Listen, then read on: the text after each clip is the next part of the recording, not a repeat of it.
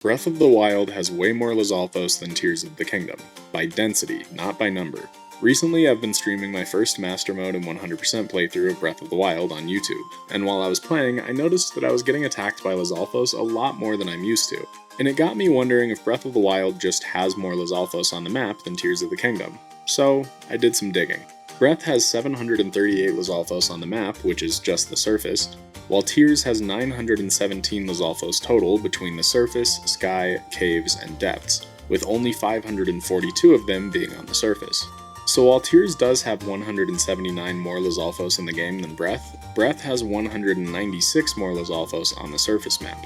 You can see the difference here between the two maps, with Tears having a much lower density of Lizalfos in places like Tabantha, Hebra, Eldin, and Necluda. This is the case with most returning enemies. Tears has a little bit more total enemies, but less on the surface compared to Breath, like having 20 more Choo-Choos total, but 221 less on the surface. And yet, Tears has almost double the amount of enemies in the game than Breath does, having 8,624 enemies compared to Breath's 4,524. So what causes this huge gap between the numbers? Sure, Tears adds a little bit more of the returning enemies, like an extra 54 keys, but that's not enough to create that gap. Tears also has a bunch of new enemies, like 214 Horriblins, 311 Arakuda, and 361 Constructs, but that doesn't quite get us there either. You know what does? Bokoblins. Breath of the Wild has 1,188 Bokoblins littered around the surface, while Tears of the Kingdom has 1,591. This seems to be the only enemy that actually increases on the surface of Tears compared to Breath.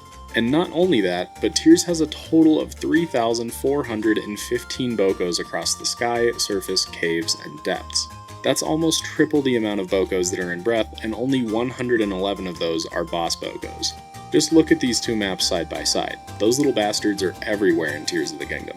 If you want to look at all the numbers I collected, I'll show them on screen now. Just know that these numbers aren't 100% accurate because it can't account for things like dynamic spawns, which are supposedly more prevalent in Tears of the Kingdom.